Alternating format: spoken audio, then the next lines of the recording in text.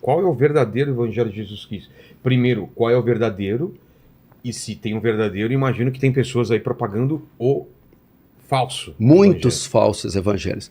Bom, para nós sabermos sobre o evangelho, nós temos que aprender um pouco sobre criação, queda e então redenção.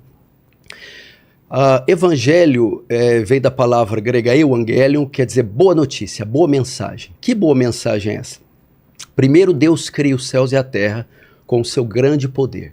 Está lá em Gênesis, cria em 6 dias. Cria o céu, as estrelas, cria a terra, os animais. No 6º dia, ele cria a chamada coroa da sua criação, a obra-prima. Tudo que Deus criou foi bom e foi perfeito. Mas existiu algo que foi a sua obra-prima. Foi o homem. Porque ele diz, façamos o homem a nossa imagem e semelhança, de modo que nenhuma outra criatura foi feita à imagem e semelhança de Deus. Nem os anjos. Ninguém, nada em todo o universo. Mas o homem, ele decidiu criar sua imagem e semelhança. O que significa ser a imagem e semelhança de Deus? Significa que Deus tem os seus atributos, características pessoais de Deus.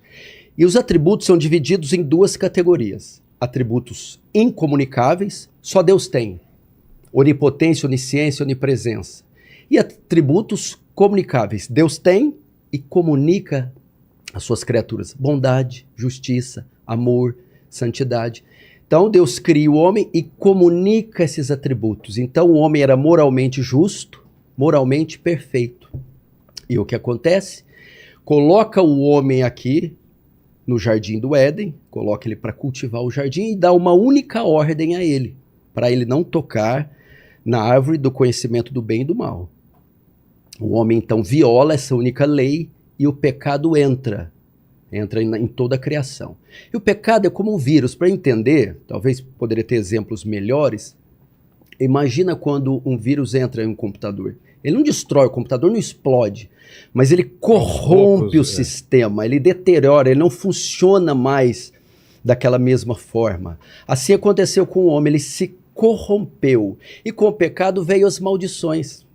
A primeira maldição veio sobre a serpente, a segunda maldição veio sobre a mulher, com dores dará à luz os teus filhos, e a terceira maldição recai sobre o homem e sobre a terra. Então vem a pior de todas as consequências, a morte. A morte espiritual. Tem a morte física, tem a morte espiritual. O homem não morria, Adão e Eva não morriam, eles eram eternos? Eu não acredito que sejam eternos, mas a morte não fazia parte daquele primeiro plano, ok? Tá. De modo que a obediência traria a morte para a criação. Então, de tantas... A desobediência, isso, a desobediência. De modo que a pior consequência foi a morte eterna. A condenação ao inferno. Ah, tá. Ok? Então, Deus condena o homem por causa do pecado, vem essa consequência drástica, e junto com ele, toda a descendência que viesse de Adão e Eva seria condenado com eles. Imagina dentro da perspectiva de um vírus. Se eles estão contaminados, logo sua descendência também virá contaminada. Foi isso que aconteceu. Todos que descenderam dos primeiros pais, Adão e Eva, vieram com a infecção, com a transmissão do pecado. E com o pecado, a sentença, a condenação. Então, por que Deus tem que condenar? Porque o pecado é uma violação à justiça de Deus, à lei perfeita de Deus. E Deus, sendo justo que é, ele precisa punir o pecado. A punição vem com a condenação. Mas Deus também não é só justiça. Deus também é amor. E no seu amor, intenta um plano para salvar essa raça que agora está perdida. Essa raça está debaixo de maldição, está debaixo de juízo. Ele precisa salvá-la. E o que ele faz? Ele precisa resolver um grande dilema. Provérbios está escrito assim: quem condena o justo, quem condena o justo e absolve o ímpio, abominação é para o Senhor. Ok? Então não pode absolver o ímpio, nem condenar o justo. Como Deus, então, pode absolver o ímpio sem ser uma abominação? Ok? Porque veja só, o transgressor, o infrator, merece a pena, a condenação. Se o juiz é justo, ele não pode simplesmente abrir as grades das prisões e falar: estupradores, assassinos, saiam porque eu sou bom. Não, o senhor não é bom, o senhor é injusto. Concorda? Esse é o grande dilema. Como um Deus justo salva pecadores injustos sem deixar de ser justo. Ele não pode simplesmente perdoar, senão ele estará passando por cima da sua justiça. Aí que entra a beleza do Evangelho. Resposta: Jesus Cristo. A cruz de Cristo.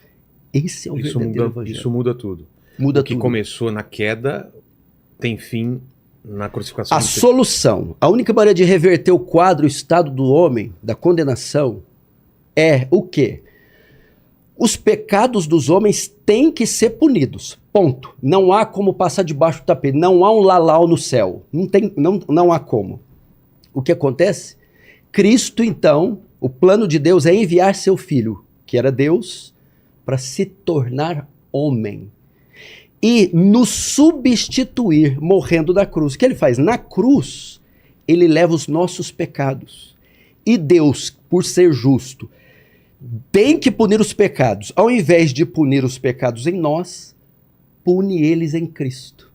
Porque na cruz, Cristo leva os nossos pecados sobre ele.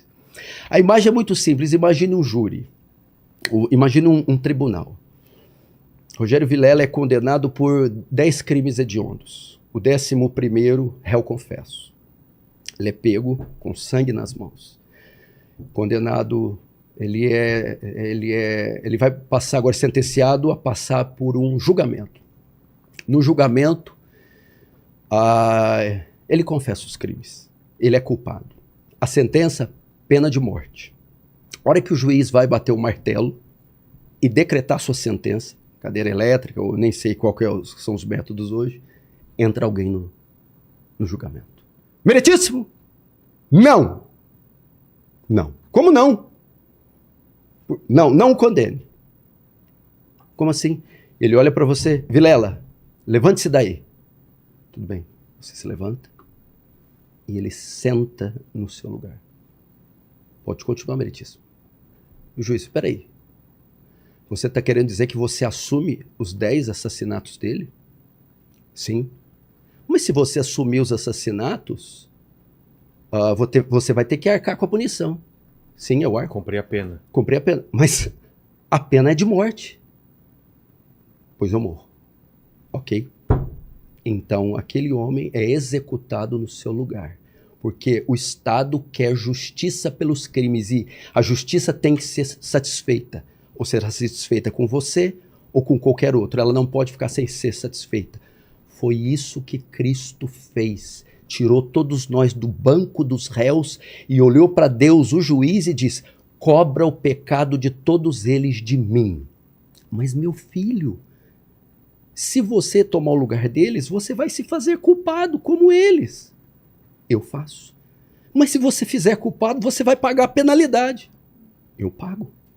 Mas a penalidade é a execução sumária.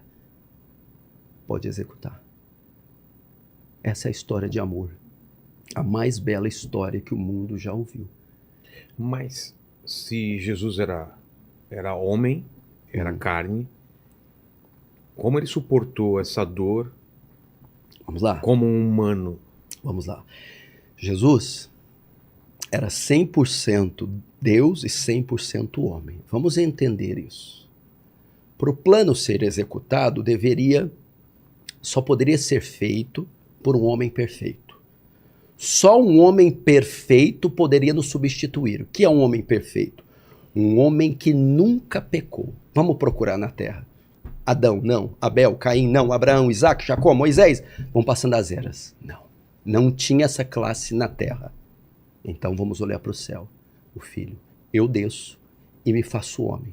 Jesus então veio, se fez homem, sem deixar de ser Deus. Quando ele nasce de Maria, ele vem à terra. É a encarnação do verbo que nós chamamos. Então Jesus se torna homem sem deixar de ser Deus. É a chamada união hipostática. Ele não era 70% Deus e 30% homem, Ele não era 50 homens, 50 Deus. Ele não era mais homem e menos Deus. Não, ele era 100% Deus e 100% homem, coexistindo junto na mesma pessoa sem se misturar.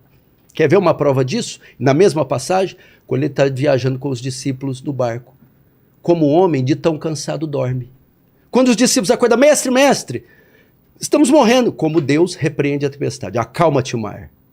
Homem e Deus na mesma passagem. E por que tinha que ser homem e Deus? Só um homem perfeito podia nos substituir. Hebreus diz que Jesus foi em tudo tentado, a nossa semelhança. Imagina você, Vilela, quantas vezes e por quais coisas você já foi tentado desde que você nasceu. Pensa em todas. Jesus também sentiu o mesmo desejo, a mesma tentação. Mas não pecou. Então, o homem perfeito. Só que só um homem não suportaria pagar pela penalidade e sobreviver a ela. Se ele fosse só homem, ele não suportaria. Por quê? Deixa eu te fazer uma pergunta. Quem foi que executou Jesus na cruz? Pilatos? Herodes? Roma? Os judeus? Na sua opinião, quem foi? Todo mundo. Não. Não. Foi Deus. Como assim? O próprio Pai que o matou. O quê? O próprio Deus o matou. Por quê? Vamos lá. Quando Jesus morre na cruz, todo o nosso pecado é lançado sobre ele. Quando Deus olha para o Filho lá na cruz, o que ele vê? Uma bola de iniquidade, de pecados. Já que os pecados estão lá, o Senhor agora tem que punir. Ele pune com o quê? Um atributo que pregador nenhum ensina. A ira de Deus. O que é a ira de Deus? A resposta de Deus ao pecado. Significa que, vamos dizer, a justiça dá a sentença. Justiça de Deus. A ira cumpre a sentença. A ira é um míssil. Imagine que a ira de Deus é um míssil teleguiado. E esse míssil está programado para ir aonde? Onde está o pecado? Na cruz, o pecado está em nós ou está em Cristo? Em Cristo. Então, o míssil da ira tem que cair sobre Cristo. Quem envia o míssil? Deus. O Pai.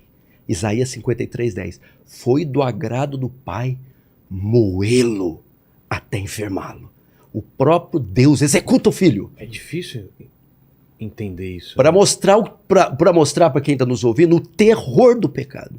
Deus odeia tanto o pecado, mas tanto, que nem o próprio Filho poupou. Por quê? Por causa da sua santidade. Outro atributo. Abacuque 1,13 diz, Deus diz, o profeta diz, tu é tão puro de olhos que não pode contemplar o mal. Quantos pecados bastaram para Adão e Eva cometer para ser banido do paraíso pro resto da vida? 10? 5? 1. Porque o pecado, ele é contrário à natureza de Deus. O Senhor não pode ser conivente com o pecado. Agora você vai entender aquele salmo que você fala tanto, aquele trecho. Elohim, Elohim, lama sabachthani. Ele brada na cruz.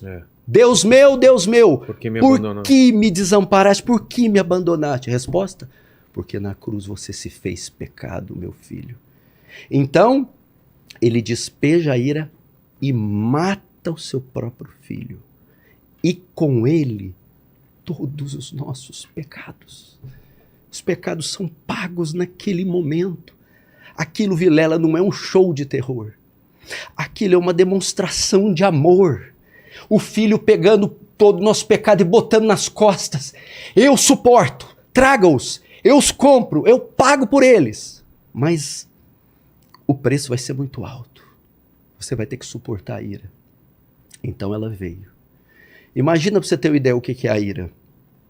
Imagine um meteoro. 1 milhão de vezes maior que a Terra. Mais pesado que a Terra, vindo na velocidade da luz contra a Terra a 1 hora, e ela vai colidir com a Terra e vai transformar tudo em pó, e ela está vindo, e alguns minutos antes dela chocar com a Terra, um muro, 1 milhão de vezes maior que o meteoro, se coloca entre a Terra e o meteoro. Então o meteoro colide com o muro.